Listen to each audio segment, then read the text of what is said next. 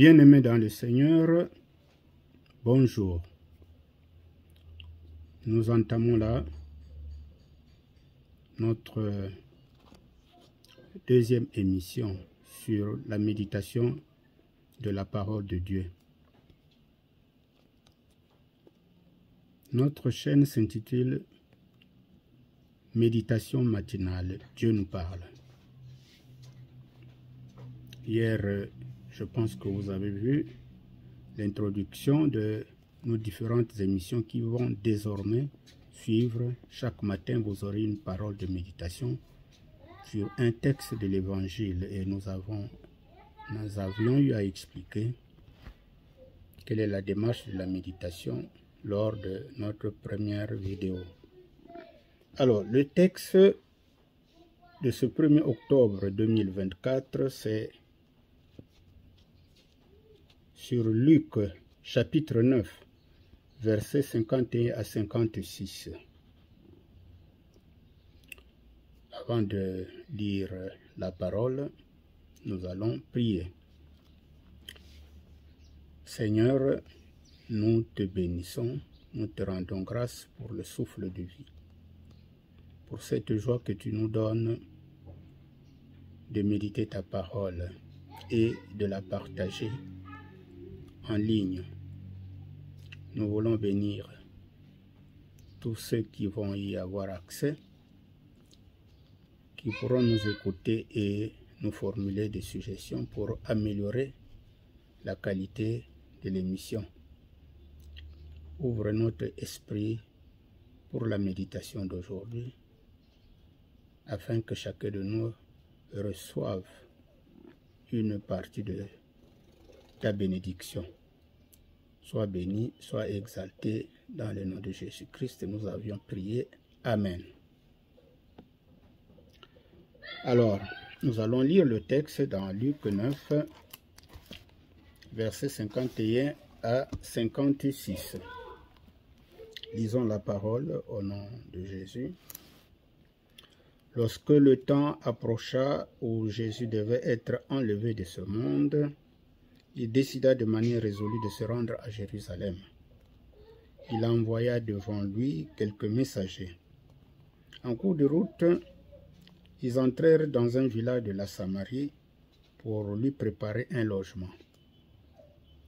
Mais les Samaritains lui refusèrent l'hospitalité parce qu'il se rendait à Jérusalem. En voyant cela, ses disciples, Jacques et Jean, s'écrièrent: « Seigneur, veux-tu que nous commandions à la foudre de tomber du ciel sur ces gens-là pour les réduire en cendres ?» Et Jésus, se tournant vers eux, les reprit sévèrement. « Vous ne savez pas quel esprit vous inspire de telles pensées. Le Fils de l'homme n'est pas venu pour faire mourir les hommes, mais pour les sauver. » Ils se rendirent alors à un autre village. Bien.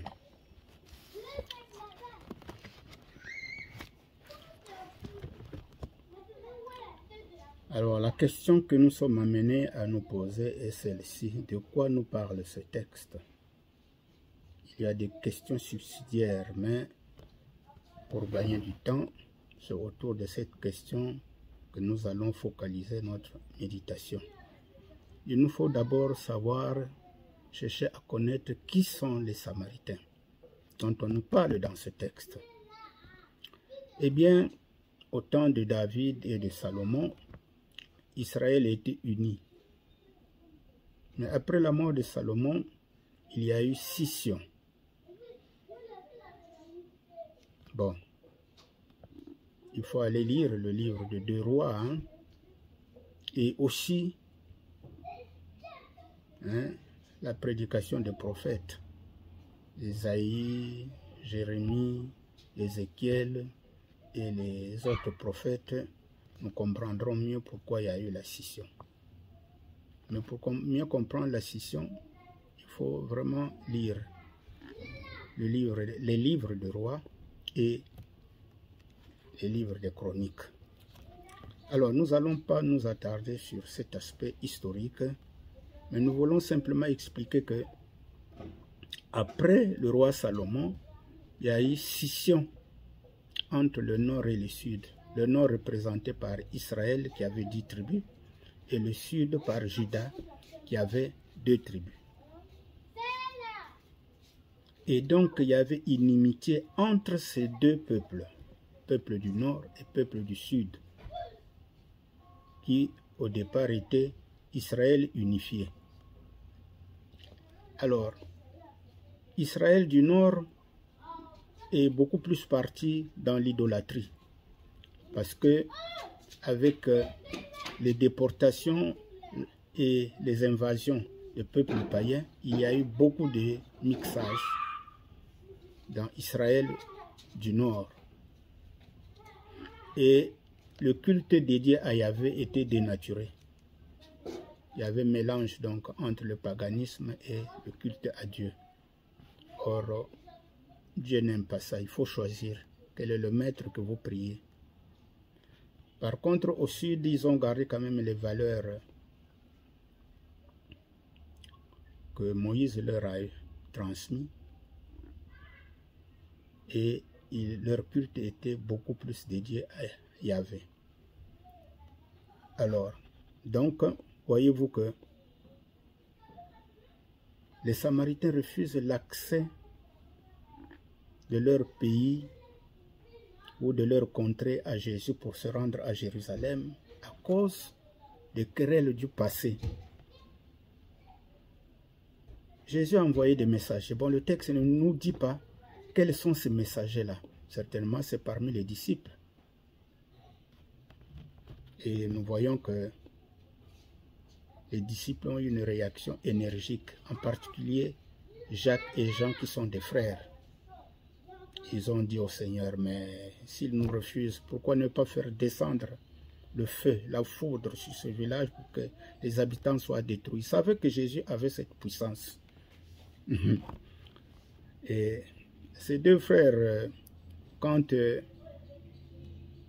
Jésus a constitué son groupe des compagnons les plus proches qu'on appelle les apôtres, il y avait Jacques et Jean. Et Jésus les appelait les fils du tonnerre. C'est à cause de leur caractère équivoque, où ils s'emportent facilement. Et vous pouvez le lire dans Marc chapitre 3, verset 17. Au lieu d'invoquer la grâce, non, ils invoquent le feu. Et Jésus leur dit, en substance, nous allons lire la réponse de Jésus. Vous ne savez pas quel esprit vous inspire de telles pensées. Alors, quand Jésus entend les frères Jacques et Jean, qu'on puisse invoquer le feu pour détruire ses habitants, ben Jésus dit non, vous ne savez pas quel esprit vous inspire là. Parce que Jésus c'est un homme de grâce. Il n'est pas animé par des pensées de vengeance et de colère comme les disciples. Mais il est animé par un esprit de grâce parce qu'il sait la mission pour laquelle il est venu ici-bas. Jésus, c'est Dieu personnifié. Lui, il est venu pour sauver l'humanité. Donc, il n'est pas venu pour ça. Alors, dans notre vie aussi, cela arrive, hein, surtout que nous sommes des horizons divers quand nous nous retrouvons. Nous sortons des horizons divers quand nous nous retrouvons en église ou même au travail. Eh bien, il y a parfois des divergences. Et même pour une famille cellulaire, les enfants issus d'une même mère et d'un même père, ils n'ont pas les mêmes réactions. Et l'homme est fait comme ça depuis le péché originel. L'homme est né avec cette tare-là. Il y a un esprit d'égoïsme. Et souvent, nous n'arrivons pas à bien analyser la situation. Souvent, on veut vite juger. Alors cela nous amène à comprendre que l'homme est souvent poussé, il est souvent enclin au jugement. Mais nous avons un ministre, un prophète qui avait ce ministère de jugement, c'est Élie. Mais le jugement avait un sens, le jugement d'Élie. Parce que Élie, c'est lui qui est appelé le plus grand prophète de l'Ancien Testament. Il habitait dans un milieu de gens incrédules qui ont abandonné Dieu. Il essayait de ramener ce peuple à Dieu, à Yahvé. Et lorsque le roi Ahazia envoie son commandant avec les combattants pour l'arrêter, eh bien, il invoque de Yahvé le feu pour détruire ces militaires. Et c'est ce qui a été fait. Mais ça, c'est parce que le roi Ahazia était incrédule. Il a mené le peuple à l'idolâtrie. Et c'est tout à fait normal qu'à un moment donné, Dieu puisse agir.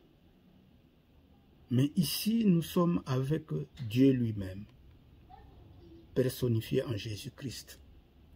Il n'est pas venu avec une puissance de destruction de l'humanité, mais il est venu racheter l'humanité en perdition. Donc nous voyons dans certains textes, les disciples entrent plus facilement dans les pensées de jugement que dans les pensées de la grâce. Et nous aussi, nous devons beaucoup plus avoir des pensées de grâce que des pensées de jugement. Parce que les pensées de jugement nous amènent à la colère, nous amènent à la fureur et nous amènent à pécher.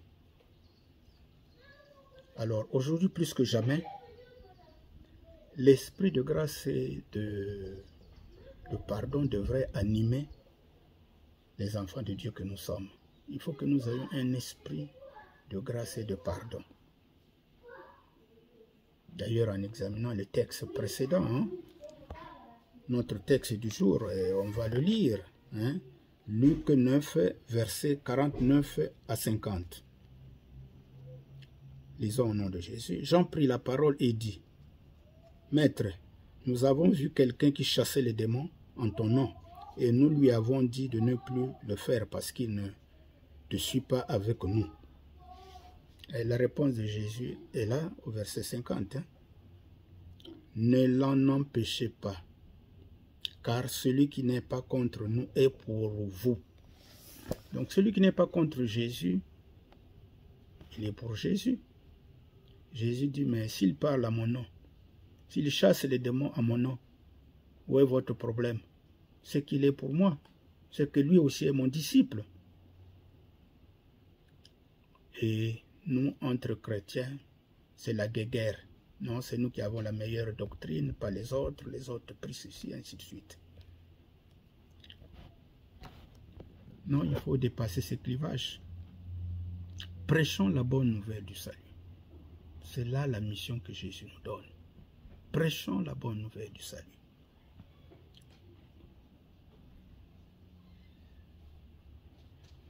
Alors,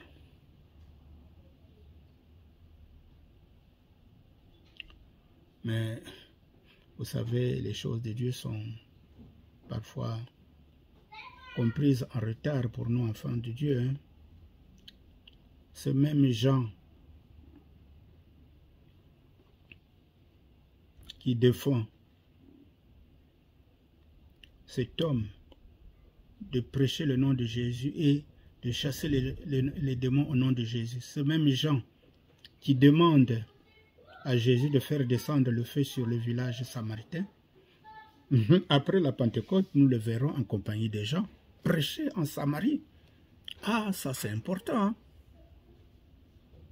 Et ça, nous pouvons le lire dans Acte 8, verset 25.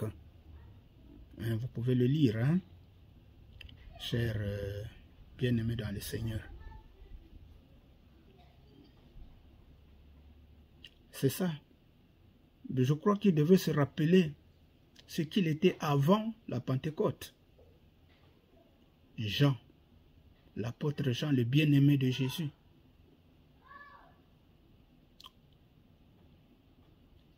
Il y avait de la fureur dans ses pensées. Il y avait de la fureur, mais là, c'est un Jean totalement transformé qui va prêcher aux gens qui refusaient de les accueillir avec Jésus et les autres. Il va prêcher à ceux-là. Mais Jésus, lors de l'envoi en mission de 12 disciples dans Matthieu 10, vous constaterez que Jésus leur dit ceci. Il les instruit de quitter les localités qui ne les accueilleraient pas. Mais en quittant ces localités, il faut secouer la pierre qui a collé sur la poussière qui a collé ou la boue qui a collé sur vos chaussures. Ceci en témoignage contre eux. C'est pour dire que nous avons voulu faire notre travail, mais vous avez refusé. Alors demain, si vous êtes jugé sévèrement, ce n'est pas de notre faute. Nous sommes quittes. Et c'est justement cette attitude que nous devons avoir. Nous avons prêché à un frère. Je ne veux pas pour l'instant accepter le Seigneur.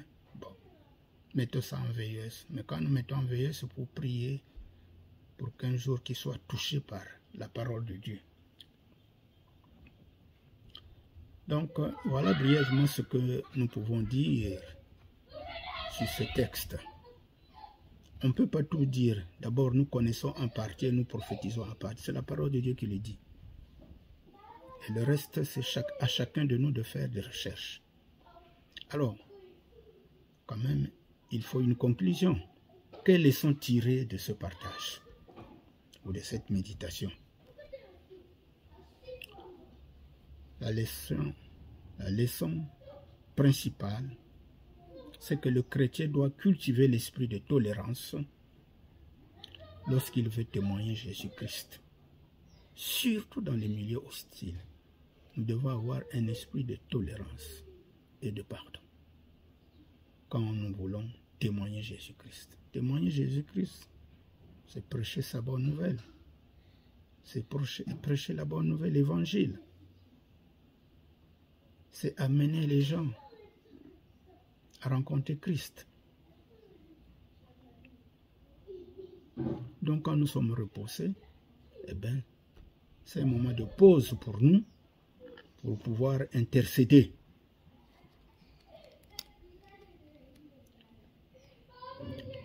Parce qu'il y a une chose que nous devons savoir, c'est que le Seigneur ne nous jugera pas par rapport à notre appartenance à une église donnée, mais c'est par rapport à ce que nous aurions posé comme acte. La foi sans les actes, c'est une foi morte. Donc si nous avons pratiqué l'amour, la justice, la miséricorde, eh bien, le Seigneur sera content de nous. Mais si nous sommes des gens toujours enclins à faire du mal, eh bien nous serons jugés. En résumé, le passage de ce jour nous donne une leçon de tolérance et de patience envers les incrédules. Et nous devons être des modèles dans notre attitude. Et c'est ce que devait adopter l'Église, adopter une attitude qui ne frise pas la persécution, parce que entre églises on se critique, mais c'est pas ça à la fin du temps qu'on va nous demander. Ce qu'on va nous demander, qu'as-tu fait de ton frère? C'est la question que Dieu a posée à Caïn après avoir tué Abel son cadet, parce que le sacrifice d'Abel était agréé, son sacrifice n'était pas du tout agréé. Si nous n'avons pas bien travaillé, pourquoi être jaloux de l'autre? C'est ça. Donc c'est ça qu'on va nous demander. Comment tu t'es comporté en tant que chrétien? Quel a été ton témoignage? C'est un témoignage de jalousie, un témoignage de celui qui était là à provoquer des divisions au sein de l'assemblée, au sein de l'église, au sein de la paroisse. dans la vie de tous les jours, eh bien, tu auras un jugement qui correspond à ton comportement. Le jugement, il est individuel. Le salut, il est individuel. Si nous sommes souvent en église, nous prions ensemble, c'est pour que notre foi demeure et que notre marche, ça doit être en rang serré. Nous devons marcher ensemble vers l'éternité. Prenons le cas d'un foyer de charbon qui brûle. Dès que vous allez vous enlever un élément, un charbon, même s'il était incandescent, même s'il brûlait, mais dès que vous l'isolez, petit à petit le feu s'éteint. C'est cela, l'église. L'église, c'est ce foyer ardent-là, ce foyer qui brûle, pour que le feu ne puisse pas s'éteindre entre membres de l'église, parce que l'église, c'est l'ensemble de ceux qui professent Jésus. Eh bien, dès que je me retire du milieu, eh bien, la foi que j'ai en Jésus, l'amour que j'ai pour les autres et pour Dieu, va commencer à s'attiédir. Ça va commencer à être tiède. Et c'est pourquoi nous devons toujours être ensemble avec les autres. Donc, nous devons avoir des sentiments de grâce et de miséricorde, comme notre Seigneur Jésus, lui qui est venu sauver nos vies. Parce que le diable, lui, qu'est-ce qu'il fait? C'est chercher à détruire nos vies. Mais Jésus est venu nous redonner la dignité humaine. Il est venu nous réconcilier avec Dieu. Nous étions inimitiés avec Dieu, mais Jésus est venu nous réconcilier avec Dieu. Reconfigurer notre communion avec Dieu, cette communion qui était perdue. Et bien aimé dans le Seigneur. Si vous avez accueilli Jésus-Christ dans votre vie, gardez cette position et marchez sur ses pas. Parce que le diable n'est pas content quand nous sommes avec Jésus-Christ. Et s'il y a un relâchement et que nous lui donnons l'occasion d'être encore sous l'emprise du diable, il ne nous lâchera pas. Donc quand on est accroché à Jésus, il faut rester accroché jusqu'à la fin. Et c'est comme ça que nous allons marcher vers l'éternité. Merci. Soyons hospitaliers. Si hier on ne l'était pas comme les Samaritains, à partir de cette méditation, apprenons à être hospitaliers. Parce que même les Samaritains, ça c'était hier. Hein? Mais quand l'évangile a été prêché dans leur contrée, il y a eu beaucoup de conversions. Tout ceci nous est donné en exemple pour que nous puissions rester éveillés. Voilà comment les autres ont cheminé sur le chemin de Dieu, avec de haut et de bas. Mais quand on est attaché à Christ, il ne faudrait pas qu'il y ait de haut et de bas. Dès qu'il y a une petite chute, nous devons confesser notre péché pour rétablir notre communion avec le Seigneur. Merci pour ceux qui nous ont suivis. Likez et partagez. Quand vous partagez, c'est une bénédiction que vous appelez de Dieu. Vous-même, vous serez bénis. Ceux qui reçoivent aussi le partage seront bénis. Et c'est comme ça que, quand Jésus dit que il faut que la parole de Dieu soit prêchée dans le monde entier, jusqu'aux extrémités. Mais aujourd'hui, l'Internet nous aide à toucher davantage de personnes qu'on ne pouvait le faire en allant de pays en pays, de village en village. Bien sûr, ça c'est, si vous voulez, la base. Et l'évangélisation, c'est d'aller de lieu en lieu. Mais aujourd'hui, l'évangélisation prend une autre forme, une forme complémentaire. On n'abandonne pas les premières formes d'évangélisation. Elles ont montré leur efficacité. Mais nous devons améliorer avec les réseaux sociaux où chacun de nous peut accéder à la bonne nouvelle du salut. Nous allons prier pour clore notre méditation. Merci Seigneur, parce que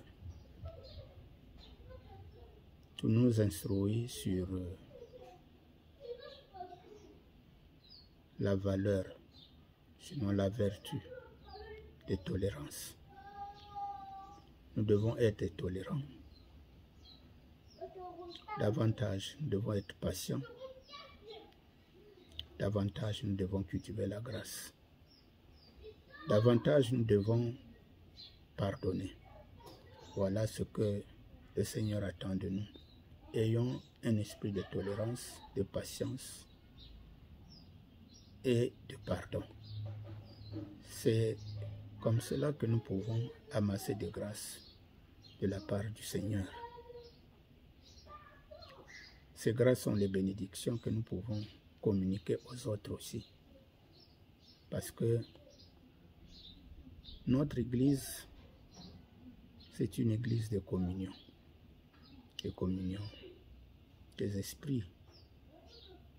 L'Église de Christ est constituée de ceux qui sont nés de nouveau, ceux qui marchent sous la direction du Christ, mais dans la communion, dans l'unité. Et il faut que cette communion, cette unité soit visible, de sorte que ceux qui ne le connaissent pas, qui ne connaissent pas le Christ, puissent adhérer à l'Église de Dieu. On adhère à l'Église de Dieu par la foi en Christ. Cette foi qui nous donne de connaître qui est Dieu. Cette foi qui nous permet de nous ressourcer auprès de Dieu et de chercher la sagesse, cette sagesse qui surpasse toute intelligence. Merci Seigneur de faire de moi quelqu'un qui sait vivre avec les autres, quelqu'un qui peut partager ce qu'il y a de plus cher dans notre vie ici-bas, la rencontre avec Jésus-Christ. Prions les uns pour les autres, tout en marchant en rang serré. Nous avons ainsi prié dans le nom du Père, du Fils et du Saint-Esprit. Amen. À nous revoir demain. Merci beaucoup.